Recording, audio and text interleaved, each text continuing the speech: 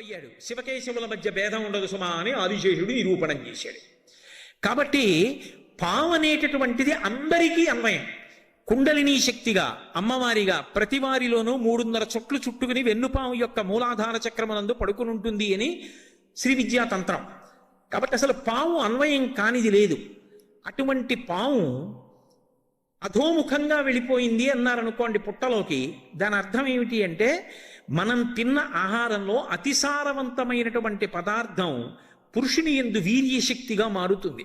అది కేవలముగా లౌకికమైనటువంటి కోరికలు కామోద్రేకానికి నష్టమైపోతే హీనమైనటువంటి పాము, కలుగులోకి వెళ్ళిపోయిన పాము అంటారు. అది ఊర్ధ్వముఖ చలనం చేసి ఆ వీర్యశక్తి తేజోశక్తి ఓజోశక్తిగా పరిణమిస్తే వాడు బ్రహ్మదర్శనం చేయడానికి కావలసినటువంటి శక్తిని పుంజుకుని తేజోవంతుడవుతాడు. అప్పుడు అది పైకి లేచినటువంటి పాముగా వర్ణింపబడుతుంది. అలాగే కర్షకుడు ఆ పొలం దున్నుతాడు. పావులకి పాలు పోస్తే పావులకు అర్థం అవుతుందా అంటారేమో. పావులకు కూడా భాష లేదేమో కానీ భావం తెలుసు. పసిపిల్లలు ఆడుకుంటుంటే పక్క నుంచి పాము పాకుతూ వెళ్ళిపోతుంది. నేను భారత ఆహార సంస్థలో పనిచేసేటప్పుడు ఊరికి దూరంగా ఉన్న గోదాముల్లో పనిచేస్తున్నటువంటి రోజుల్లో మేము చీకట్లో నిలబడి ఉంటే కాళ్ళ కింద నుంచి కాళ్ళ పక్క నుంచి పెద్ద పెద్ద పాములు వెళ్ళిన రోజులు ఉన్నాయి. మనం దాన్ని హాని చేయడానికి సిద్ధంగా లేము అంటే అది హాని చేయడానికి సిద్ధపడదు. అందుకే నాగుల చవితి నాడు అందరూ వెళ్ళి పుట్టలో పాలు పోసి మాకన్నం పెడుతున్నవాడు రైతు. ఆ రైతు ఎక్కడుంటాడో అక్కడ నువ్వు ఉంటావు. ఆ అన్నదాత రక్షింపబడాలి. అన్నదాతతో ప్రధానమైన అనుబంధం కలిగిన పండగ. వెళ్ళి పుట్టలో పాలు పోసి ఆ చిమ్మిలి వేసి చలివిడి వేసి నమస్కారం చేసి ఒక మాట చెప్తారు. దానికేం పెద్ద పెద్ద మంత్రాలు చెప్పలేదు. అందుకే పడగ తొక్కితే పగవాడనుకోకు, నడుం తొక్కితే నా వాడనుకో, తోక తొక్కితే తొలగుతూ వెళ్ళిపో, ఇదిగో ఈ నూకలు తీసుకో మాకు మూకలియ్యి అంటారు. అది 3వ ఫలితం. ఒకవేళ నేను తెలియక పొలం గట్టు మీద వెడుతుంటాను, నేనంటే మా తాతగారు వ్యవసాయం చేశారు, మా తాతగారు వెడుతున్నప్పుడు ఆయన చూసుకోక చటుక్కున నీ పడగ తొక్కితే పగవాడు అనుకోక ఆయనకి నిన్ను చంపే ఉద్దేశం మీద పొలంలో వెడుతూ చటుక్కున తొక్కాడు, వెళ్ళిపో. నడుం తొక్కితే నావాడనుకో, తోక తొక్కితే తొలగుతూ వెళ్ళిపో, ఆయన జోలికి రాకు, నీ పట్ల నాకు ఒక అనుబంధం ఉన్నది అని చెప్పడానికి పట్టుకెళ్ళి వేస్తే ఆ భాష అది అందుకోలేదని నేను అనుకోవట్లేదు. ఎందుకని అంటే ఎన్నో పావుల్ని నా జీవితంలో చేసినటువంటి ఉద్యోగరీత్యా పెద్ద పెద్ద సర్పాలు తిరుగుతుండగా ఒక మనిషి జోలికి నిష్కారణంగా రాకుండా ఉన్నటువంటి విశేషాలు చూసినవాణ్ణి కాబట్టి చెప్తున్నాను. కాబట్టి అటువంటి పావుతో కూడా సఖ్యతతో సాధించలేనిది లేదు. ప్రేమ భావన చేత దేన్నైనా గెలవవచ్చు. శత్రుత్వం చేత శాసనం చేత తాత్కాలికంగా వంచగలమేమో, ప్రేమ భావన చేత శాశ్వతమైన మార్పు తేగలవు అని ఆ ప్రేమ భావనకు పట్టాభిషేకం చేసి పావుకి పాలు పోయించిన జాతి సనాతన ధర్మం. పుట్టలో పాలు పోసి సాధారణంగా సంతానాన్ని కల్పించగలిగినటువంటి శక్తిగా సుబ్రహ్మణ్యుణ్ణి ఆరాధన చేస్తారు. అందుకే వంశవృద్ధికారకాయ నమః అని ఆయనకు ఒక పేరు. కాబట్టి ఈ నూకలు తీసుకో, మాకు మూకలి. మూకలంటే నాకు 10 మంది కొడుకులు, 30 మంది మనవలు, 50 మంది మునిమనవలు, 70 మంది ఇనుమనవలు, ఇంతమంది ఇంట్లో ఆడుకుంటుంటే నేను తాతనై ముత్తాతనై వీళ్ళందరినీ చూస్తూ సంతోషంగా గడిపి కేవలం అనుబంధాలే కాదు, చిరంజీవందేవ క్షపిత పశుపాశవ్యతికర పరానందాభిజ్ఞం రసయతి రసం తద్భజనవాన్, చిట్ట చివర పరబ్రహ్మాన్ని అనుభవిస్తూ శరీరం విడిచిపెట్టగలిగిన స్థితిని అని చెప్పడానికి నాగుల చవితిని 4 కారణాలకి చేస్తారు. ఇంత గొప్పగా అగ్ని ఆరాధన అనేటటువంటిది పతాక స్థాయి. పతాక స్థాయిలో ఉన్న ఆరాధనని దీపస్థాయికి తీసుకొచ్చి మళ్ళీ అక్కడి నుంచి సాంఘికమైన అనుబంధాల దగ్గరికి వెళ్ళి అక్కడ నుంచి పావుని కూడా ప్రేమతో గెలవగలిగిన జాతి. ఎందుకో తెలుసా? నటరాజస్వామి తాండవం చేస్తుంటారు. నటరాజస్వామి చిదంబరంలో కనకసభలో నాట్యం చేస్తుంటే ఆయనకి ఉపకారం చెయ్యగలిగిన వాళ్లే చుట్టూ ఉంటారు. మధ్యలో వాయించేవాళ్ళు, వీణ వాయించేవాళ్ళు, వేణువు వాయించేవాళ్ళు అందరూ చుట్టూ ఉంటారు. దేవతలందరూ తలకోవాద్యం భోగిస్తూ ఉంటారు. కానీ ఒక్క వాద్యం కూడా మ్రోగించలేని వాళ్ళు, పాట పాడలేని వాళ్ళు ఇద్దరుంటారు. ఎవరు అంటే, ఒకడు పతంజలి, ఒకడు వ్యాఘ్రపాదుడు. వ్యాఘ్రపాదుడు మహాభక్తుడు. రోజు అరణ్యాల్లోకి వెళ్ళి అప్పుడే వికసించిన పూలు తెచ్చి ఆకాశలింగానికి పూజ చేసేవాడు. పరమశివుడు చూసి, అయ్యయ్యో పాదాలు చీరుకుపోతున్నాయిరా అరణ్యాల్లో తిరగడంలో నీకని పెద్ద పులి యొక్క పాదాలు ఇచ్చాడు. అందుకే కింద శరీరం పెద్ద పులిది, తల మనుష్యుడిది ఉంటుంది. చిదంబరంలో ఇప్పటికీ వ్యాఘ్రపాదుడు తీసుకొచ్చి ఆ పరమశివుడికి పూజ చేస్తాడు ఆ పువ్వులతోనని. అలాగే ఆదిశేషుడు వచ్చి పడగలు విప్పి నిలబడ్డాడు. విఘ్నేశ్వరుడు నవ్వాడు. ఎందుకు నవ్వావన్నాడు శేషుడు. మేమందరం తలకొక వాద్యం వాయిస్తాం, నువ్వేం చేస్తావు పావువి, నువ్వేం చెయ్యలేవు, ఏం వాయించలేవు, అలా చూడ్డానికే నువ్వు అన్నాడు. ఆయనకి బాధేసింది. నేను పావునన్నావు కదూ, దీర్ఘం లేకుండా హ్రస్వాక్షరాలతో నేను శివతాండవాన్ని వర్ణిస్తూ స్తోత్రం చేస్తానని స్తోత్రం చేశాడు. చేసి, మీరు ఆయన తాండవం చేస్తుంటే వాద్యాలు మ్రోగిస్తారు, నేను ఆయన తాండవంలో అంతర్భాగం అయిపోతాను అని ఎగిరి వెళ్ళి పరమశివుడి పాదానికి చుట్టుకున్నాడు. ఇప్పుడు ఆయన తాండవం చేస్తుంటే నేనొకటి, నా ఉంగరం ఒకటి కాదుగా, నా ఉంగరం ఎప్పుడూ నాతోనే వస్తున్నట్టుగా, నాకు భూషణం అయిపోయినట్టుగా ఆ పాము ఆయన పాదానికి అలంకారం అయిపోయి ఆయన తాండవం చేస్తుంటే అది తాండవంలో కలిసిపోయిందంతే. అలా ఆదిశేషుడు నటరాజు యొక్క పాదాన్ని పట్టుకున్నాడు. ఒక పాము తనకున్నటువంటి సమస్తమైనటువంటి వ్యగ్రతలు మరిచిపోయి ప్రేమమూర్తి అయినటువంటి శంకరుడు తాండవం చేస్తుంటే చూస్తూ నిలబడిపోయింది. క్రౌర్యానికి పరాకాష్ఠ అయిన పెద్ద పులి వ్యాఘ్రపాదుడు పరమశివ తాండవం చూస్తూ ప్రేమతోలా నిలబడిపోయాడు. ప్రేమ చేత గెలవలేనివి ఈ లోకంలో లేవు. శాసించి తాత్కాలికంగా ఉంచగలవేమో, కానీ ప్రేమతో తీసుకొచ్చిన మార్పు శాశ్వతమైన మార్పు. అందుకే ప్రేమతో పావుని కూడా పూజించడం నేర్పినటువంటి జాతి ఈ సనాతన ధర్మం. అందుకే నాగుల చవితి పండగ వచ్చింది. పక్కనే స్కంద షష్ఠి, సుబ్రహ్మణ్యారాధన. నిజానికి సుబ్రహ్మణ్యుడు పావకి అని అగ్నిస్వరూపం. శంకర భగవత్పాదులు పంచాయతనాన్ని పూజించమని శాసనం చేశారు. ఎవరు ప్రధానంగా కులదేవతగా చూస్తారో వాళ్ళని మధ్యలో పెడతారు. 5 మాత్రం పూజలో ఉంటారు. పరమశివుడు, అంబిక, శ్రీ మహావిష్ణువు, సూర్యభగవానుడు, గణపతి. నేను గాణాపత్యానికి చెందినవాడిని అనుకోండి, గణపతిని ప్రధానమైతే గణపతిని మధ్యలో పెడతాను, మిగిలిన 4 చుట్టూ ఉంటారు. నేను శివుణ్ణి ప్రధానం అనుకోండి, శివుణ్ణి మధ్యలో పెట్టి మిగిలిన 4 చుట్టూ ఉంటారు. నేను విష్ణు ప్రధానంగా పూజ చేస్తే విష్ణువు మధ్యలో ఉంటారు, చుట్టూ 4 ఉంటారు. ఈ 4 అనుమతి లేకుండా నేను విష్ణువు దగ్గరికి వెళ్ళలేదు. శివుడికి ముందు పువ్వు, గణపతికి ముందు పువ్వు, సూర్యుడికి ముందు పువ్వు, అంబికకి ముందు పువ్వు వేస్తే తప్ప విష్ణువుని పూజ చేయలేను. అంటే అభేదమైనటువంటి భావన ఏర్పడుతుందని పంచాయతన పూజ పెట్టారు. కానీ వారు షణ్మత స్థాపనాచార్యులు. ఈ 5టితో పాటు సుబ్రహ్మణ్యుడు కూడా మోక్షప్రదాత అని నిర్ణయించారు. మరి సుబ్రహ్మణ్యుడేడి పూజలో అంటే, సుబ్రహ్మణ్యుడికి ఇక వేరే పూజలో మూర్తిని ఇవ్వలేదు ఆయన. ఎందుకు ఇవ్వలేదంటే, మొదట వెలిగించినటువంటి దీపంలోని జ్యోతి సుబ్రహ్మణ్య స్వరూపమే, చివర ఇచ్చిన నీరాజనంలో జ్యోతి సుబ్రహ్మణ్య స్వరూపమే అన్నారు. జ్యోతిస్వరూపం సుబ్రహ్మణ్య స్వరూపం. కాబట్టి మహానుభావుడు ఆ సుబ్రహ్మణ్యుడు ప్రత్యేకించి దీపముల ద్వారా ఆరాధన జరిగేటటువంటి ఈ కార్తీక మాసంలో స్కందషష్ఠి రూపంలో పూజలు విశేషంగా అందుకునేటటువంటి మాసం. మీరు చూడండి, ఒక్క మాసంలో ఇన్ని రకాలైనటువంటి విశేషాలు జరగడం అనేటటువంటిది మీకు కార్తీక మాసంలోనే కనపడుతుంది. అలాగే ఉత్థాన ఏకాదశి లేదా ప్రబోధన ఏకాదశి అంటారు. శ్రీ మహావిష్ణువు పాలసముద్రంలోంచి నిద్రలేస్తారు ఆ రోజున. ఏమంటే ఆయన కూడా నిద్రపోతారా? ఒకవేళ ఆయన కూడా నిద్రపోయారనుకోండి, శ్రీ మహావిష్ణువు అంటే లోకములనన్నిటినీ కాపాడవలసిన వాడు కదా, కాపాడవలసినటువంటి స్థితికర్త ఆయనే నిద్రపోతే ఆ సమయంలో ఉపద్రవం వస్తే ఎవరికి చెప్పుకోవాలి? నిద్రపోయేటటువంటి లక్షణం ఉన్నవాడు, తమో గుణానికి లొంగిపోయినవాడు కదా, ఆయనకి మననేం రక్షిస్తాడు అనుకుంటారేమో. అది తామసికమైన నిద్ర కాదు, ఏదో బడలిపోయి నిద్రపోయినటువంటి నిద్ర కాదు. నిద్రాముద్రాం నిఖిల జగతి రక్షణే జాగరూకం అని దక్షిణాయనం రాగానే ఆషాఢమాసంలో మొదలు పెడతాడు ఆ నిద్ర. అది యోగ నిద్ర.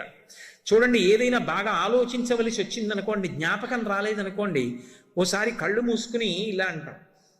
కళ్ళు మూసుకుని ఆలోచన చేసినట్టే ఆయన కూడా బాహ్యనేత్రములను మూసి పడుకుంటాడు. అంటే పైకి చేస్తున్న పూజ కాదు, మనసుల లోపల ఉన్నటువంటి భక్తిని లెక్కలోకి తీసుకుంటాడు. దక్షిణాయనంలో ఉపాసన కాలం కాదు, లోపల మనసుని చూస్తూ ఉంటాడు. అందుకే వెంకటేశ్వరుడిగా ప్రతిజ్ఞ చేశాడు, ఏకేన తులసి మాత్రదలేనాపి నరోత్తమ పూజయేద్ భక్తిభావేన తంరక్షామి ఇతి మత్మనః అన్నాడు.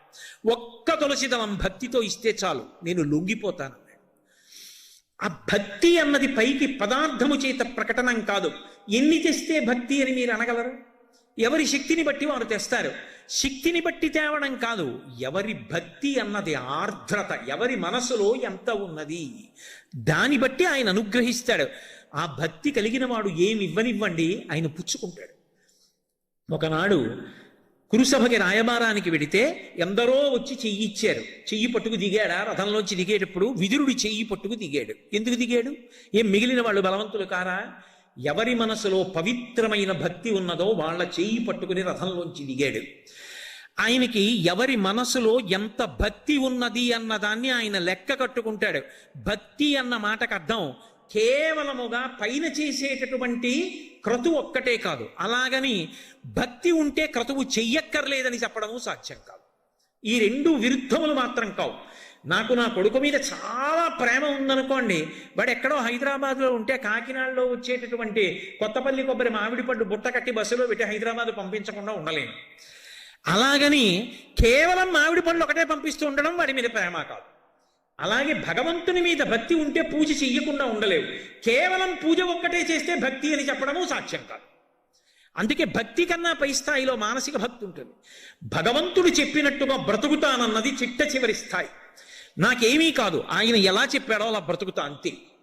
అంతకన్నా గొప్ప భక్తి లోకంలో ఏముంటుంది? అదే ధర్మం. ఆయన ఎలా చెప్పాడో నేను అలాగే బ్రతుకుతానంతే, ఇంకొకలా నేను బ్రతకను. అప్పుడు వాడికి చచ్చిపోవడానికి విశ్వమంతా పూజామందిరమే. వాడికి పూజామందిరం అంటే ఇంట్లో గది కాదు, పూజామందిరం. అది పండిన భక్తి. ఇప్పుడు ఆ లోపల ఎంత ఎదుగుతున్నాడో అన్నదాన్ని పరమేశ్వరుడు చూస్తూ ఉంటాడు. ఆ చూడ్డానికి ఇక్కడ కన్నులు మూసి లోపలికి చూస్తాడు. అది యోగ నిద్ర. అది దక్షిణాయనంలో చూస్తాడు, ఉపాసన కాలం కనుక. అందుకే సత్యనారాయణ వ్రతం చేసిన వాడికి పుణ్యం వస్తుందా, సత్యనారాయణ వ్రతం చూసిన వాడికి పుణ్యం వస్తుందా అంటే చెప్పడం కష్టం. ఎందుకని అంటే వ్రతం చేస్తూ సెల్ ఫోన్ మాట్లాడితే వస్తుందని చెప్పడం సాధ్యం కాదు.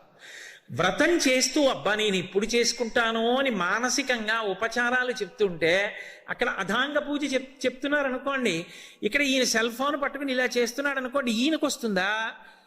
చూడ్డానికి వచ్చిన వాడు అక్కడ కూర్చుని పాదవు పూజయామి అంటే తాను కళ్ళు మూసుకుని సత్యనారాయణ స్వామి పాదాల మీద, చీలమండల మీద, మోకాళ్ల మీద, తొడల మీద, నాభి మీద, ఆ పొట్ట మీద, గుండెల మీద, నడుం మీద, భుజముల మీద, నాభి మీద, కంఠం మీద, ఆ గడ్డం మీద, ముక్కు మీద, పెదవుల మీద, చిన్న చిరునవ్వు నవ్వితే కనపడిన దంతముల మీద, కనురెప్పల మీద జాగ్రత్తగా 2 తుమ్మి పూలు కనుబొమల మీద, నుదురు మీద, చెవుల మీద వేసి చేత్తో పువ్వులు పట్టుకుని తలమించి వేస్తే జరజర జరజర కింద పడుతున్నటువంటి పువ్వులతో సమానంగా పైకి కిందకి మనసుతో చూసిన వాడెవరో అక్కడ చూడ్డానికి వచ్చిన వాడు ఉన్నాడు, వాడు వ్రతం చేశాడని వేస్తాడు ఈశ్వరుడు. మనసు ప్రధానమైంది. అందుకే నాకు తెచ్చి అని ఊరుకోలేదు. పత్రం పుష్పం ఫలం తోయం యోమే భక్త్యా ప్రయచ్చతి, నాకు భక్తితో పట్టుకొచ్చి ఇస్తే పుచ్చుకున్నానన్నాడు. అటువంటి పరమాత్మ యోగ నిద్రయందు లోకములను గమనించి ప్రబోధనైక ఏకాదశి నాడు, ఆ ఉద్ధాన ఏకాదశి నాడు, కార్తీక మాసంలో వచ్చేటటువంటి శుక్లపక్షంలో వచ్చేటటువంటి ఏకాదశి నాడు క్షీరసాగరంలోంచి లేచి ద్వాదశి తిథి నాటికి బృందావనంలోకి వచ్చాడు. ఒకనాడు మాట ఇచ్చాడు కనుక బృందకి, ఆయన తులసి బృందావనంలోకి వస్తాడు. అందుకే ఆ రోజున ఆరాధన, విష్ణు సహస్రనామ స్తోత్ర పారాయణం, దీపాలు పెట్టడం అన్నీ కూడా క్షీరాబ్ది ద్వాదశి అని ఆ తులసి చెట్టు దగ్గర చేస్తారు. ఆ ఋతువులో తులసితో పాటుగా విశేషమైన అనుగ్రహాన్ని పరదేవతా స్వరూపంగా వర్షిస్తోంది కాబట్టి తులసి కోటలో ఉసిరి కొమ్మని కూడా గుచ్చి రెండిటి గాలిని పీలుస్తూ రెండిటికి కలిపి పూజ చేస్తారు. కాబట్టి క్షీరాబ్ది ద్వాదశి, ద్వాదశి దీపాలని ప్రత్యేకంగా దీపాలు పెడతారు. అలాగే శుక్లపక్షంలో వచ్చేటటువంటి అష్టమి గోపాష్టమి, ఒకటి బలిపాడ్యమి. రెండవది మూడవది తిథులు సాంఘికమైన అనుబంధాలు. నాలుగవది పావుల సంబంధం. ఆరవది సుబ్రహ్మణ్య సంబంధం. ఎనిమిదో తిథి అష్టమి వస్తే శుక్లపక్షంలో గోపాష్టమి. ఆ రోజున గోశాలకి వెళ్ళి అథవా ఇంటి ముందున్నటువంటి గోవునో చూసి ఆ గోవుకి పూజ చేస్తారు. అధికార భేదం లేకుండా ఏ ఆశ్రమం వాడైనా పూజ చెయ్యడానికి పరమేశ్వరుడిచ్చినటువంటి అపూర్వమైనటువంటి వరం గోవు. ఎందుచేత అంటే బ్రహ్మచారి ఉన్నాడనుకోండి కొన్నే చేయగలడు, గృహస్థు కొన్ని చేస్తాడు, వానప్రస్థు కొన్ని చేస్తాడు, సన్యాసి కొన్నే చేస్తాడు తప్ప అన్నీ చెయ్యరు. అన్ని ఆశ్రమాల్లో ఉన్నవాళ్ళు, అన్ని వర్ణాల్లో ఉన్నవాళ్ళు అందరూ కూడా బట్ట నేను పంచ కట్టుకున్నానా, గోచీపోసి కట్టుకున్నానా, ఉత్తరీయం వేసుకున్నానా, వీటితో సంబంధం లేకుండా గౌర్వారగ్ని అంది వేదం. అగ్నిని పూజిస్తే ఏ శ్రేయస్సు వస్తుందో ఆవుని పూజిస్తే అదే వస్తుంది. ఎందుకంటే గోవు అగ్నిహోత్రము అంది. అంటే కాలుతుందా అండి, పొయ్యా అండి అని కాదు దాని అర్థం. అగ్నిని ఆరాధన చేస్తే ఏ శ్రేయస్సు వస్తోందో, ఇంట్లో ఉన్నటువంటి ఒక ఆవు దగ్గరికి వెళ్ళి గ్రాసము అంటే చేత్తో పట్టుకున్నంత గడ్డి తినిపిస్తే ఆ రోజున వాడు అగ్ని కార్యము చేసినట్టే. గోవుకి ప్రదక్షిణం చేస్తే 33 కోట్ల మంది దేవతలకి ప్రదక్షిణం చేసినట్టే. గోవు పృష్ఠభాగమునందు పసుపు కుంకం వేస్తే అది లక్ష్మీదేవికే అందుతోంది. కల్పాలు చెప్తున్నాయి, పీఠాధిపతులు చెప్తున్నారు. కాదని మాట్లాడడానికి నేనెవండి? పరిమితులు తెలుసుకు మాట్లాడాలి కదా, శాస్త్రవిరుద్ధమైన ప్రసంగాలు చేయకూడదు. పరంపరాగతంగా శృంగేరి, కంచి లాంటి పీఠాలకి సంబంధించిన పీఠాధిపతులు కూడా ప్రతిరోజు గోపూజలు చేస్తున్నారు. గోపూజ అంత గొప్పది.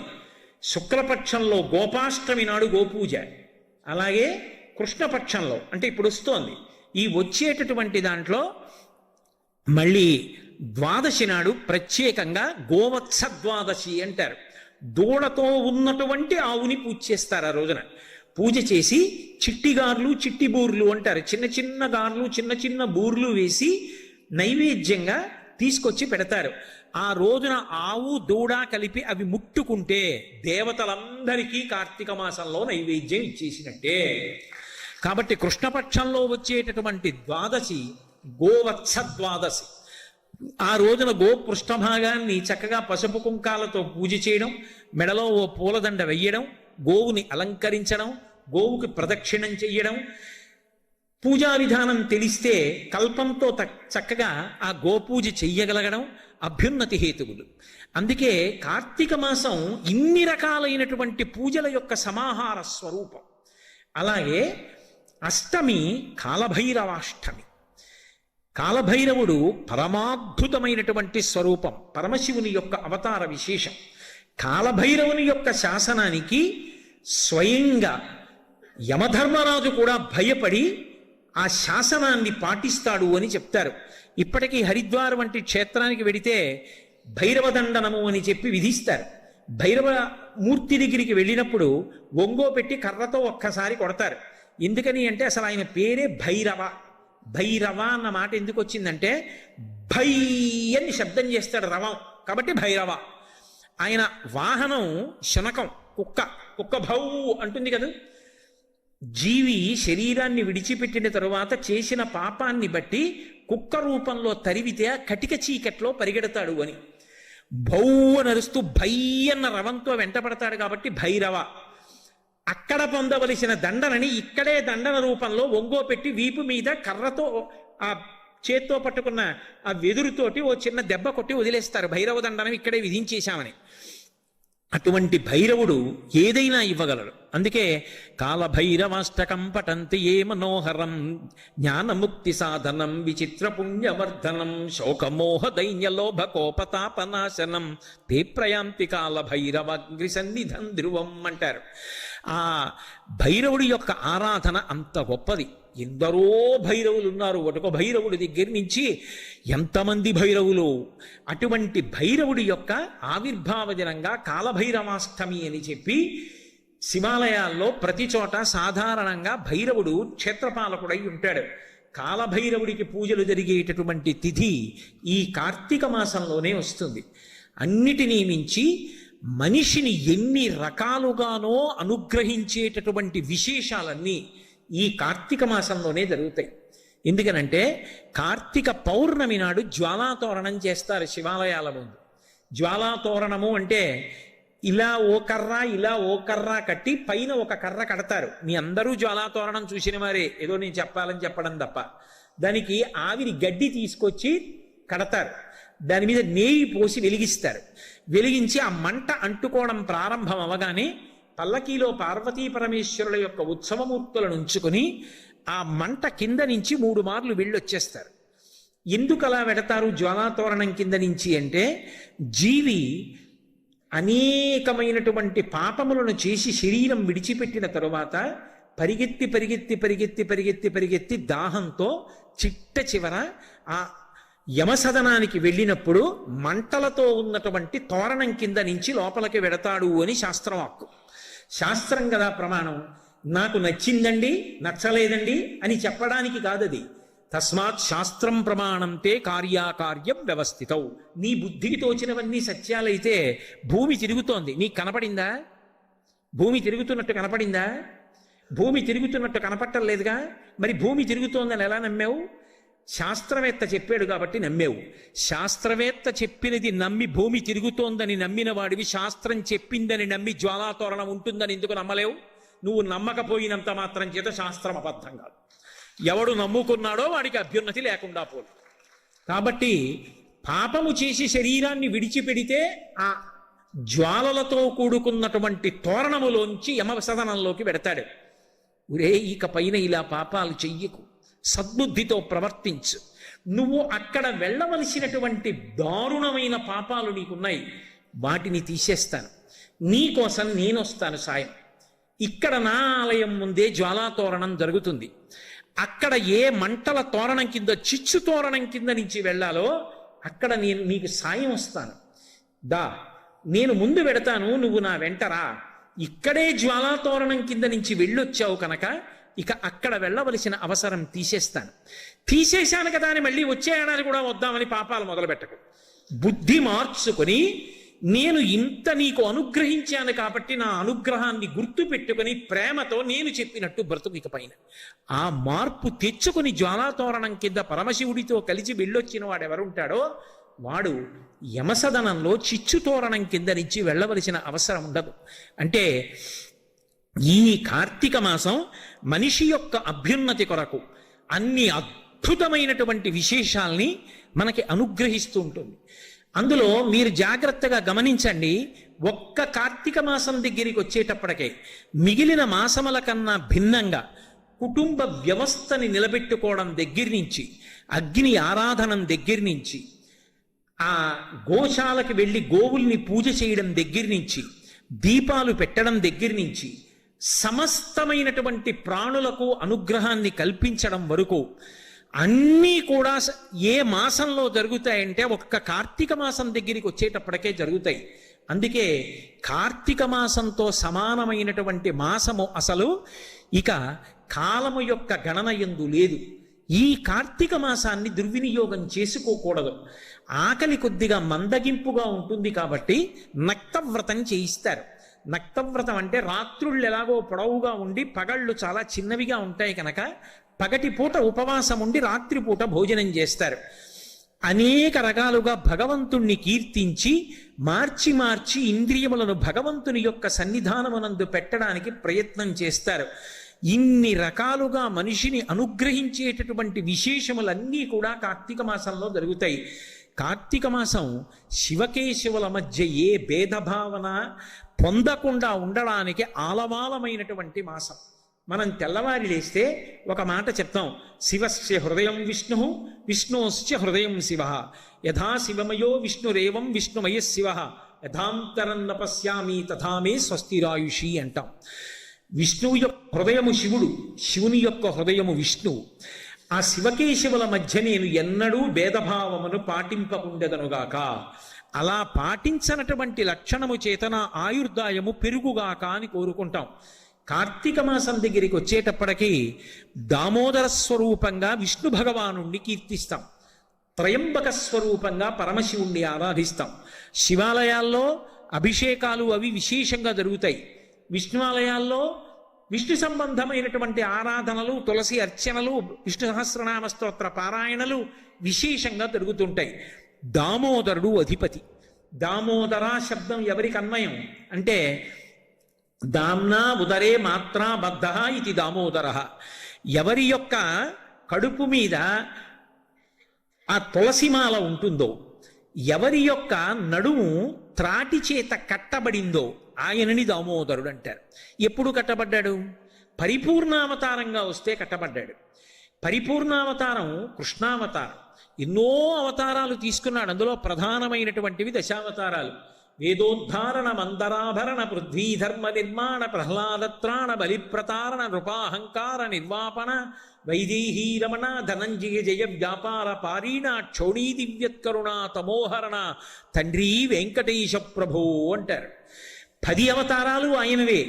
10 అవతారాలు ఆయనవే అయినా అన్ని అవతారముల యొక్క తేజస్సు ఏ అవతారంలోకి వెళ్ళిపోతుందో దాన్ని పరిపూర్ణ అవతారం అంటారు. అటువంటి పరిపూర్ణ అవతారం శ్రీకృష్ణ అవతారం. అటువంటి శ్రీకృష్ణ అవతారంలో ఆయన చేసినటువంటి లీలలు అనన్య సామాన్యములు.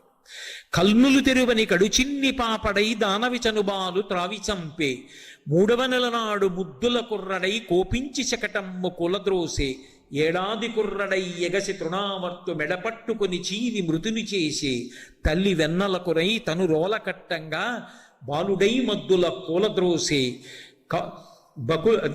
ఆ ఆవుల్ని దూడల్ని రక్షించడం కాదు, కేవలముగా వాటిని కాపలా కాయడం కాదు, ఆయన అసలు ఇంకా కనురెప్పలు కూడా సరిగ్గా తెరవడం చేత కానటువంటి పసిపిల్లవాడిగా ఉండగానే పూతనా సంహారం ప్రారంభం చేశాడు. అంత గొప్ప అవతారం కృష్ణావతారం. అటువంటి కృష్ణావతారాన్ని బంధించాలని దుర్యోధనాదులు ప్రయత్నం చేశారు. శ్రీకృష్ణుడు రాయబారానికి వెళ్ళినప్పుడు దుర్యోధనాదులు ఆయన్ని కట్టేద్దాం అనుకున్నారు. కట్టగలిగారా? కట్టలేకపోయారు. కానీ చిన్ని కృష్ణుడుగా ఉండగా కృష్ణుణ్ణి కట్టేస్తానని బయలుదేరినది ఎవరు అంటే యశోద బయలుదేరింది. ఆ యశోద బయలుదేరడం కూడా ఆశ్చర్యకరమైనటువంటి సందర్భంలో బయలుదేరింది. సుడియుచు గిదుగుచు వాలుచు సడికొట్టుచు అమ్మ రమ్ము చన్నిమ్మనుచున్ వెడవెడ గంతులు వైచు కదిసి కడవ బాలకుండు కవ్వము పట్టెన్. ఒక రోజున యశోద చల్ల చిలుకుతోంది. ఎక్కడి నుంచో పరిగెత్తుకొచ్చాడు చిన్ని కృష్ణుడు. అమ్మా అమ్మా నాకు పాలి అమ్మా అని చెప్పి నిలబడ్డాడు. అవతల పిల్లలు ఆడుకుంటున్నారు. నేను తొందరగా వెళ్ళిపోవాలి, పాలిస్తావా ఇవ్వవా అని మారాన్ చేస్తుంటే నిన్న కాక మొన్న పుట్టాడు, ఇవాళ ఏమిటో పెద్ద ఎర్రటి మొహం చేసేసుకుని పెదవులన్నీ అదిరిపోతుంటే ఏదో పాలు ఇవ్వాలట, ఇవ్వకపోతే అక్కడ ఆటలకు వెళ్ళిపోవాలట, పిల్లలందరూ ఎదురు చూస్తున్నారట, ఏదో కొంప మునిగిపోతుందిట, ఏమిటో వీడి ఉద్ధతని చెప్పి నవ్వుకుంటూ యశోద చల్ల చేసుకుంటూ చూస్తోంది. పువ్వుల పొట్లం లాంటి చేత్తో చటుక్కున కవ్వం పట్టుకున్నాడు. ఆయన బలానికి ఆపే లేదు, ఆయన బలం ఎంతటిదో అందరికీ తెలుసు. కానీ ఆమెది మాతృహృదయం.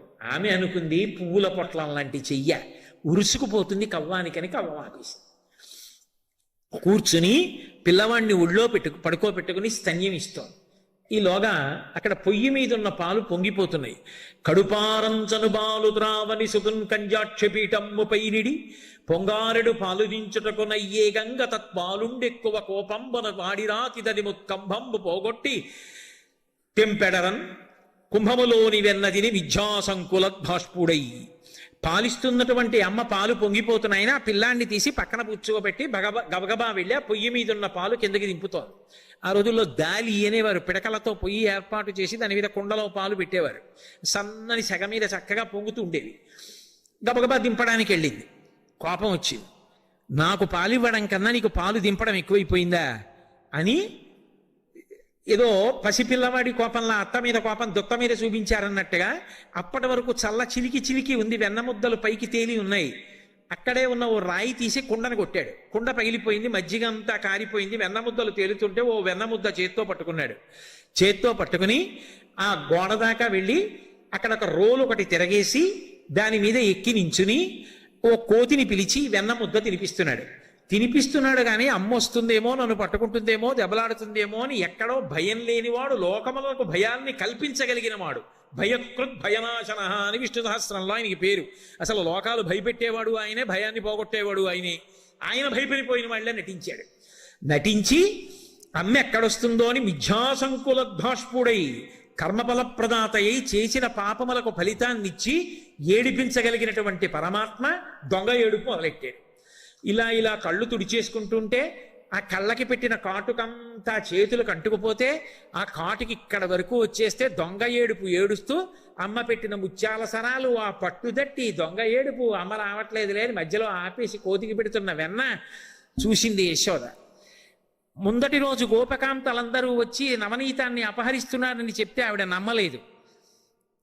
ఇప్పుడు ఏదో లోకంలో ఒక సామెత చెప్తారే, మొగుడు కొట్టాడని కాదు తోడికోడలు దెప్పిందని బాధపడిందని.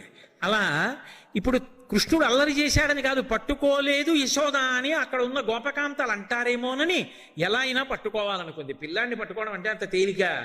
అందుకని ఆవిడ ఏదో పెద్ద యుద్ధానికి బయలుదేరిన దానిలా ప్రతిజ్ఞ చేసింది. లాలనమున బహుదోషము లోలింప్రాపించు తాడనోపాయములంచాల గుణంబులు కలగును తాడనంబె బాలురకును పథ్యంబరయన్ అంది. పిల్లాడు కదా అని ముద్దు చేస్తే పాడైపోతున్నాడు, 2 దెబ్బలు వేస్తే బాగుపడతాడు, అందుకని కొడతాను. అసలు కొట్టడానికి పట్టుకోవాలి కదా ముందు. అందుకని ఆ చీర తీసింది, ఇలా పైకి దోపింది, పమిట కొంగి ఇలా చుట్టూ తిప్పింది, యువతలకి తెచ్చింది, ఆ కొప్పు తీసింది, గట్టిగా ముడేసుకుంది, పువ్వులు ఇలా లోపలికి సర్దుకుంది, ఆ నగలన్నీ తీసింది, ఊగిపోకుండా ఇలా రవికలోకి వేసుకుంది. ఇంకా పిల్లాడి వెంట పరిగెత్తాలి, ఎక్కడ చూస్తే పారిపోతాడో అని చూస్తోంది. చూసేశాడు అమ్మ వచ్చేస్తోందని.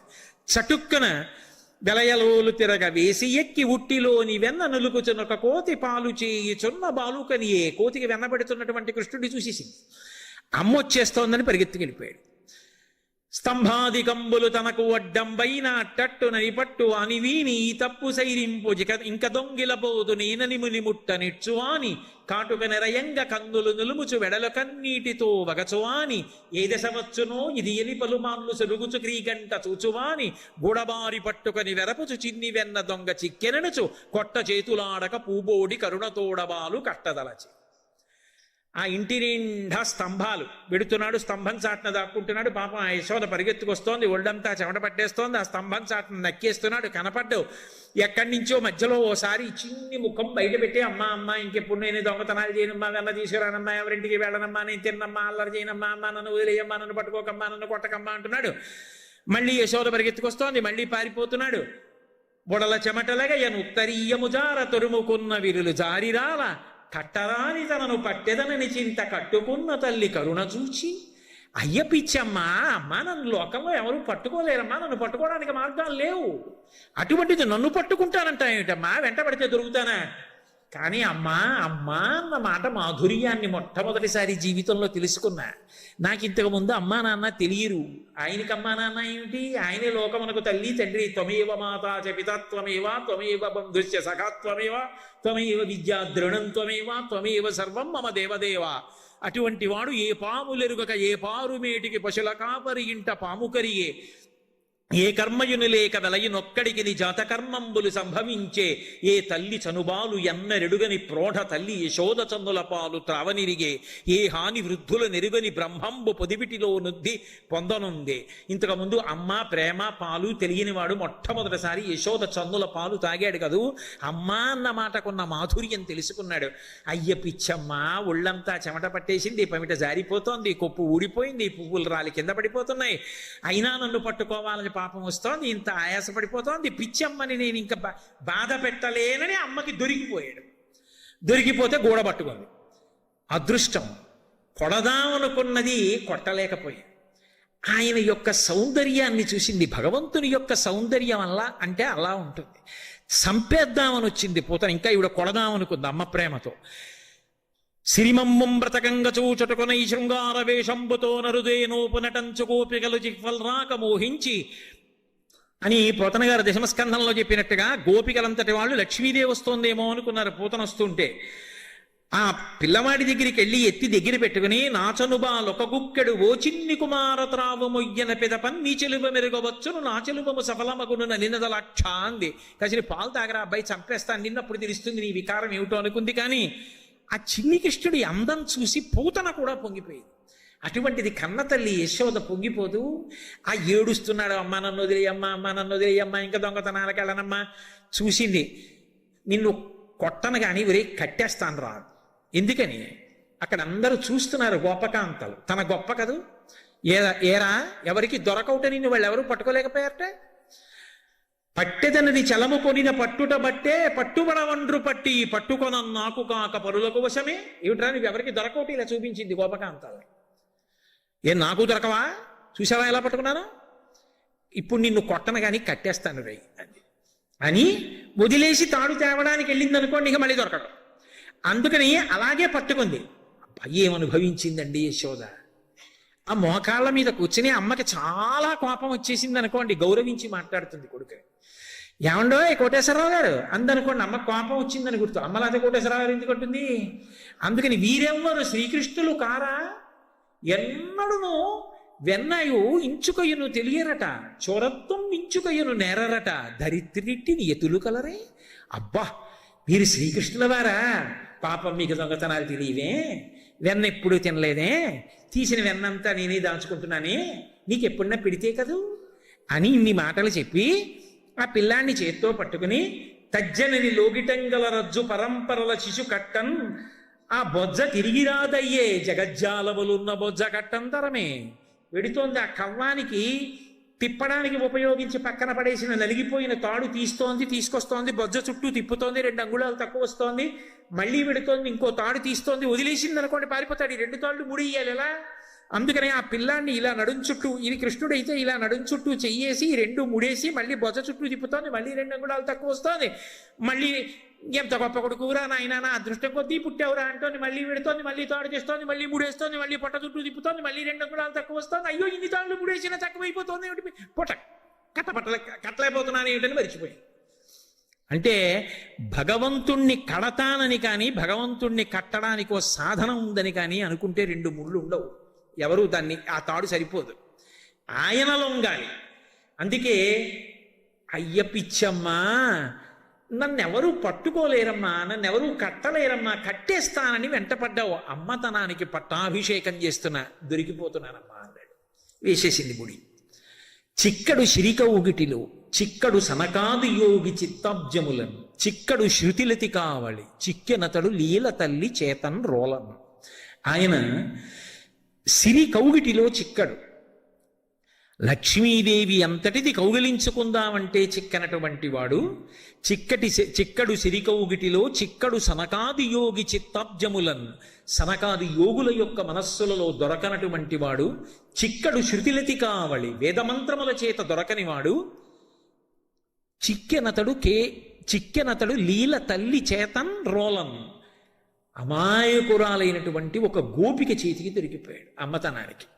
పట్టుకెళ్ళి రోలుకేసి కట్టేసి, మత్సలేని పరమాత్మ భక్తికి పట్టాభిషేకం చేయడానికి ఆ రోలుని ఈడుస్తూ పాకడంలో ఆ తాడు గట్టిగా ఒరుసుకుని దామ్నా ఉదరే మాత్రాబద్ధ ఇది దామోదర, ఆ తాడు నడువుకి ఒరుసుకుపోతే నడుం చుట్టూ నల్లగా మచ్చపడింది.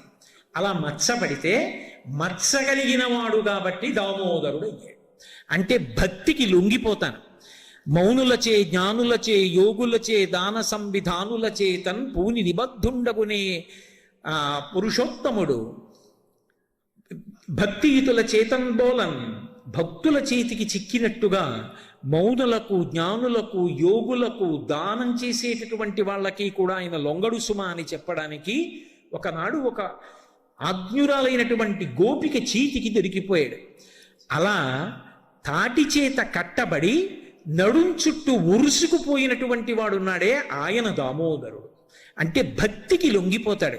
ఒక దీపం పెడితేనే అంత శక్తినిస్తాడా అండి? తులసి దగ్గరికి వెళ్ళి గోవిందా అంటే అంత అనుగ్రహించేస్తాడా అండి? కార్తీక మాసంలో ఉసిరి చెట్టు దగ్గరికి వెళ్ళి శ్లోకం చెప్తే అలా అనుగ్రహం వస్తుందా అండి అంటావేమో. నీ గుండెలలో భక్తి ఉండాలి, కానీ తాటి చేత కట్టబడి మత్సలేని వాడు మత్స పొందినటువంటి దామోదరుడు అధిపతిగా ఉన్నటువంటి మాసం కార్తీక మాసం. ఆయనకి నీ గుండెలలో భక్తిని చూసి అనుగ్రహించడం అలవాటు. అందుకే ఆ యోగ నిద్ర చాలించి ఈ కార్తీక మాసంలో నిద్రలేస్తాడు. నీ గుండెలలో భక్తి ఉండాలి తప్ప ఆయన నీ వెంట పరిగెడతాడు, పరమశించిపోతాడు. అందుకే దామోదరుడు అధిపతి అయ్యాడు. అలాగే త్రయంబకుడు పరమశివుడంతే మహానుభావుడు, మత్సలేనివాడు, మత్స తెచ్చుకున్నాడు. ఆయనకి నిజంగా మత్స అవసరమా? స్ఫటికమణి నిభం అంటారు. తెల్లగా స్ఫటికమణి ఎలా ఉంటుందో అలా మెరిసిపోతూ ఉంటాడు పరమాత్మ. అటువంటి పరమశివుడు కంఠం నల్లగా ఉండేటట్టుగా మచ్చ తెచ్చుకున్నాడు. లోకంలో చాలా అందంగా చాలా తెల్లగా ఉన్నాడు అనుకోండి ఎవరైనా, ఆయనకు చిన్న మచ్చ వచ్చిందనుకోండి ఏ కురుపో వేసి, అది అందరికీ కనపడే చోట ఏ కంఠం మీదో బొగ్గ మీదో వచ్చిందనుకోండి, అది ఎలా పోతుందా అని ఆలోచించుకుంటాడు, అందానికి అడ్డం వస్తుంది. కానీ వాళ్ళు ఘృతరీతి ఘనీభూతం సచ్చిదానంద విగ్రహం అన్నాడు వ్యాసుడు. అప్రాకృత శరీరం తం అతిమన్మధరూపిణం ఘృతరీతి ఘనీభూతం సచ్చిదానంద విగ్రహం అన్నాడు. అది అప్రాకృత శరీరం, నేతి ముద్దలా ఉంటుంది. అంత అందమైనటువంటి శరీరం ఉన్నటువంటి వాడు. పైగా ఆయన నడిచి వెడుతుంటే సూర్యేణ చిత్రితం మూర్ధ్ని చంద్రదండ విరాజితం గంగా చ యమునా చైవ విధర్తు స్మరుచామరి అని శివమహాపురాణంలో వర్ణించారు. గంగా యమున ఆయనకి చామరం వేస్తుంటే సూర్యుడు చంద్రుడు ఆయనకి గొడుగు పట్టి తీసుకెడుతుంటారు. అంతటి అందగాడు, అంతటి పరమాత్మ పరమశివుడు లోకాల కోసమని తన కంఠానికి నల్లటి మచ్చ తెచ్చుకున్నాడు. ఎప్పుడు తెచ్చుకున్నాడు?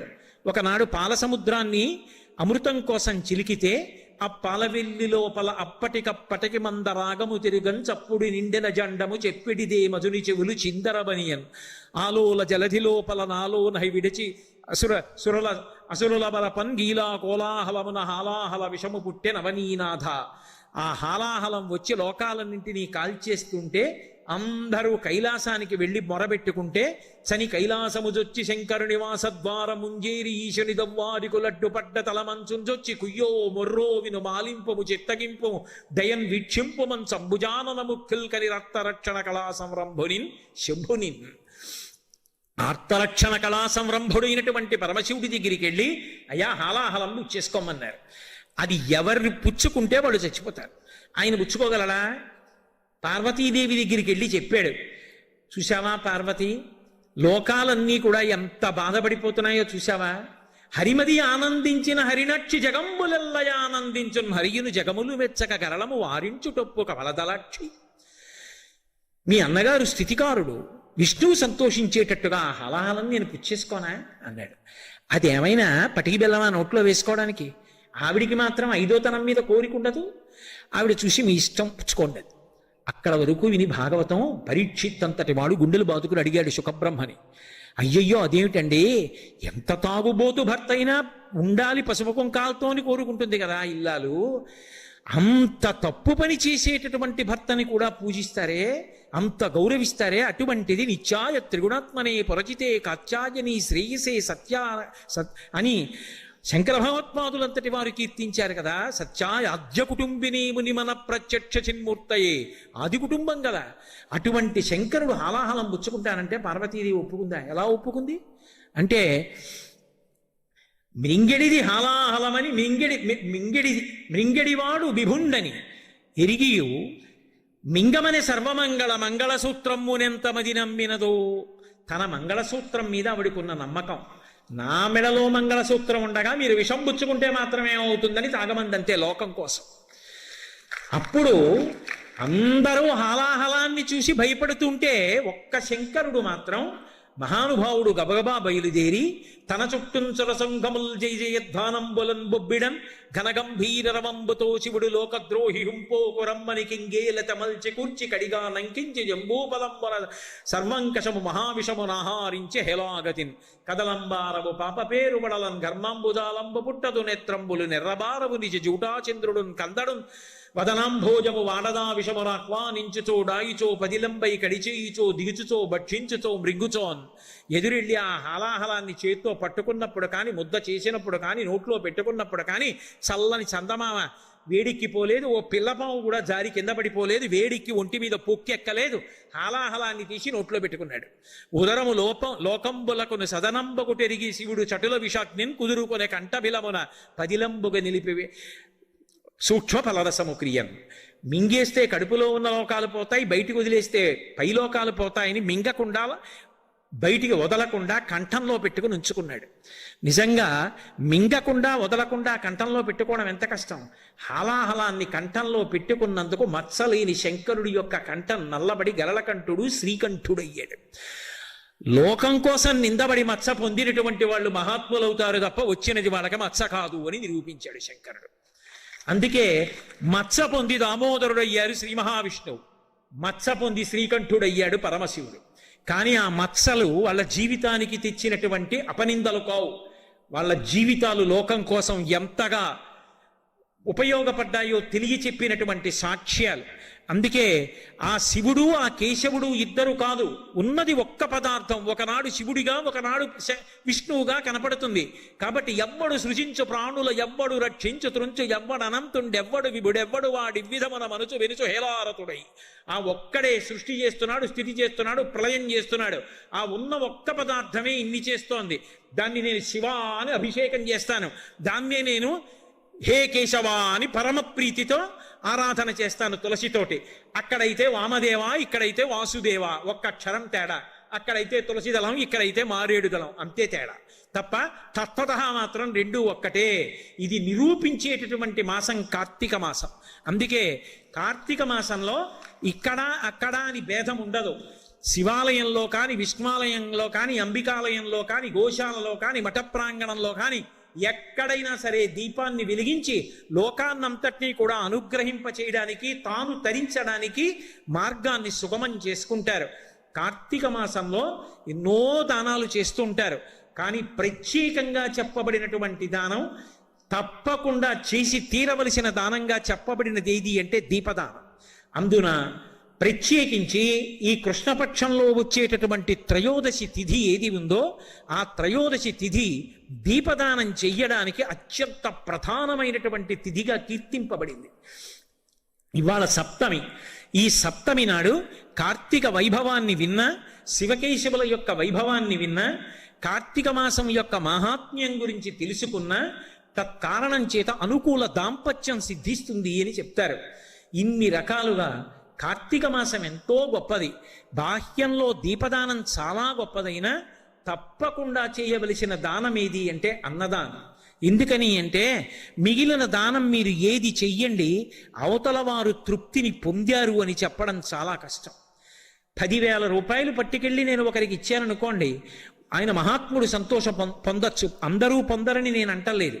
కానీ 10,000 రూపాయలే ఇచ్చారే, ఇంకొక 10,000 రూపాయలు ఉంటే నా ఫలానా అవసరం తీరినే అనొచ్చు. లేదా 10,000 రూపాయలు వచ్చిన కారణం చేత 20,000 రూపాయల కోరిక కొత్తది మనసులో పుట్టచ్చు. కాబట్టి తృప్తి పొందుతారు అని చెప్పడం సాధ్యం కాదు. బంగారం ఎంత ఇస్తే తృప్తి పొందుతారు? వ్యాప్తిం పొందక వగవక ప్రాప్తంబగు లేశమైన 10,000 తృప్తించెందని మనుజుడు సప్తద్వీపములనైన చక్కంబడునే అంటాడు వామనమూర్తి. వామనమూర్తి ఘట్టంలో బలిచక్రవర్తి, ఆ ఘట్టంలో వామనమూర్తి అంటాడు బలిచక్రవర్తితో, అసలు తృప్తి అనేది లోపల ఉండాలి. లేనప్పుడు సప్తద్వీపాలు పట్టుకొచ్చి ఇచ్చేసినా కూడా ఇంకా నాకేదో ఇవ్వలేదంటాడు తప్ప నాకు ఇచ్చాడని తృప్తి పొందుతాడా? తృప్తి లోపల ఉండాలి. మీరు బంగారం ఇవ్వండి, తృప్తి పొందుతారని చెప్పడం కష్టం. భూములు ఇవ్వండి, తృప్తి పొందుతారని చెప్పడం కష్టం. ధనం ఇవ్వండి, వస్త్రాలు ఇవ్వండి, తృప్తి పొందారని చెప్పడం కష్టం. కానీ దేని చేత తృప్తి తెలుస్తుంది మీకు అంటే అన్నదానమునందు తెలుస్తుంది. పైగా అర్హతని ఆలోచించడానికి దానికి పెద్ద శాస్త్ర పరిజ్ఞానం అక్కర్లేదు. ఈయనకి ఇది ఇవ్వచ్చా ఇవ్వకూడదా అని ఆలోచించడానికి పెద్ద శాస్త్రంతో పని లేదు. ఆయన ఆకలితో ఉన్నాడా అదొక్కటే. ఆ ఆకలి కొన్న వేళ అతన్ని తీసుకొచ్చి కూర్చోపెట్టి అన్నం పెట్టారనుకోండి, ఆయన కడుపు నిండా అన్నం తిని బ్రేవ్ మనొక్క త్రేణుపు తేయించాడనుకోండి, పూజామందిరంలో ఉన్నటువంటి భగవన్మూర్తులన్నీ సంతోషిస్తాయి. ఆయన వెళ్ళిపోతూ కాళ్ళు కడుక్కుని వెళ్ళిపోయాడు అనుకోండి, ఒక్క అతిథి ఇంటికి వచ్చినవాడు అతిథి కిల పూజార్హ ప్రకృతోపి విజానత అంటారు సుందరకాండలో. ఏమీ తెలియనటువంటి అతిథి వచ్చి కాళ్ళు కడిగి వెడితేనే అంత గొప్ప. ఇక భగవంతుణ్ణి నమ్ముకున్నవాడు వచ్చి కాళ్ళు కడిగితే, అన్నం తిన్న తర్వాత కాళ్ళు కడుక్కుని వెళ్ళాలి. ఆ అన్నం తిన్న తర్వాత కాళ్ళు కడుక్కుని వెళ్ళిపోయాడు అనుకోండి, ఆయన కాళ్ళు కడుక్కుని వెళ్ళిపోయినటువంటి నీళ్ల క్షమాయింపు చూస్తారట దేవతలు. నన్ను నమ్ముకున్నవాడొకడు ఈ ఇంట తృప్తి పొందాడు. అన్నం తిన్న కారణం చేత ఇంద్రియములు శక్తి పొందుతాయి. అన్నం తిన్న కారణం చేత ప్రాణములు నిలబడతాయి. అన్నం తిన్న కారణం చేత నిద్ర పొంది అది సమాధి స్థితి అయి ఆనందాన్ని అనుభవిస్తాడు. అన్నం తిన్న కారణం చేత ఆరోగ్యం ఉంటుంది. ఒక వ్యక్తి అన్నం తిని ఆ అన్నం వలన వచ్చిన శక్తి చేత 10 మందికి పనికొచ్చే ఒక మంచి పని చేశాడనుకోండి, అన్నం పెట్టిన వాడికి కూడా అందులో ఫలితం పెడుతుంది. ఒక్క అన్నదానం చేస్తే అవతల వాడు తృప్తి పొందేటట్టుగా నువ్వు దానం చేశావని ఖాతాలో పడుతుంది. 2, అన్నదానం చేసిన వాడు ప్రాణములను నిలబెట్టాడు. అన్నదానం చేసిన వాడు అవతల వాడికి సమాధి స్థితి కల్పించాడు. ఎందుకంటే అన్నం లేని నిద్ర కలగదు. కడుపు ఖాళీగా ఉందనుకోండి నిద్ర పట్టదు. అన్నం కడుపు నిండా తిన్నాడనుకోండి నిద్ర పడుతుంది. గాఢ నిద్ర పొందాడనుకోండి అది సమాధి స్థితి. అందుకే గాఢ నిద్రలో ఉన్న వాళ్ళని నిద్ర లేపేటప్పుడు భగవత్ సంబంధం చెప్పకుండా నిద్ర లేపకూడదు. సూర్యోదయం అవుతోంది నిద్ర లేవండనో, సంధ్యావందనానికి సమయం అవుతోంది నిద్ర లేవండనో, భగవత్ కార్యం చెయ్యాలి కదా నిద్ర లేవండనో, భగవత్ సంబంధం చెప్పాలి తప్ప భగవత్ సంబంధం చెప్పకుండా నిద్ర లేపకూడదు.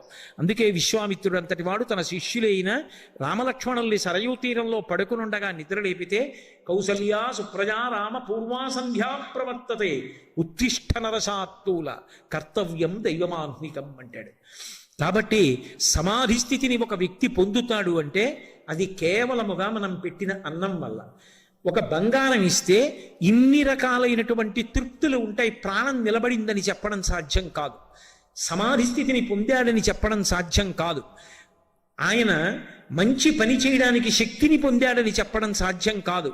కానీ పెట్టిన అన్నాన్ని, ఆ అన్నం వలన పొందినటువంటి తృప్తిని చూసి దేవతలు ఇన్ని రకాలైనటువంటి పనులు చేశాడు అని చెప్పి ఆ జీవుడి యొక్క ఖాతాలో వేస్తారు.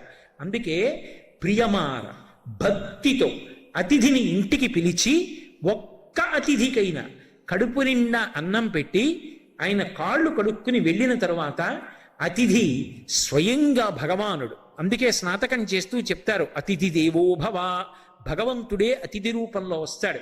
శ్రీరామాయణం సుందరకాండలో ఒక అద్భుతాన్ని చెప్తారు. భగవంతుణ్ణి నమ్ముకున్న వాడికి ఆతిథ్యం ఇవ్వక్కర్లేదు. ఇస్తానన్నంత మాత్రం చేత రెక్కలు నిలబడ్డాయి మైనాకుడికి. వెళ్ళిపోతున్నారు స్వామి హనుమ సముద్రం మించి. లోపల సముద్రంలో ఉన్నాడు మైనాకుడు, రెక్కలున్నాయి. కానీ పైకొస్తే ఇంద్రుడు వజ్రాయుధం పట్టి తరిగేస్తాడు, భయం, పైకి రాడు. కానీ రామకార్యం మీద పెడుతున్నాడు, నిస్వార్థపరుడు. రామార్థం వానరార్థం చ చికీర్షం కర్మదుష్కరం. కాబట్టి వెళ్ళి ఆతిథ్యమి, నాది ఉప్పు నీరు, పైకి లే అన్నాడు సముద్రుడు. లేచాడు. లేచి వెళ్ళిపోతున్న హనుమ వంక చూశాడు. చూసి ఒక మాట అన్నాడు, మహానుభావ, సామాన్యుడు అతిథిగా వస్తేనే గొప్ప, నీ వంటి పూజ్యుడు అతిథిగా వస్తే అంతకన్నా అదృష్టం ఉంటుందా? కాబట్టి నిపత్యమవసృంగేషు విశ్రమస్వ యథా సుఖం, ఒక్కసారి నా పర్వత శిఖరముల మీద వాలు, అంత తేనె తాగు, ఒక్క పండు తిని వెళ్ళిపో అన్నాడు. ఆయన తినలేదు, తాగలేదు. వెళ్ళిపోతూ ఆగకుండా ఒక్కసారి ఇలా చేత్తో ముట్టుకున్నారు. ముట్టుకుని ఒక మాట చెప్పారు, నేను ఆగడం కుదరదు. ప్రీతోస్మి కృతమాతిథ్యం మన్యురేషోపనీయతాం తరతే కార్యకాలో మే అహస్యాప్యతి వర్తతే ప్రతిజ్ఞాత మయా దత్తానస్తాతవ్యమిహాంతరే.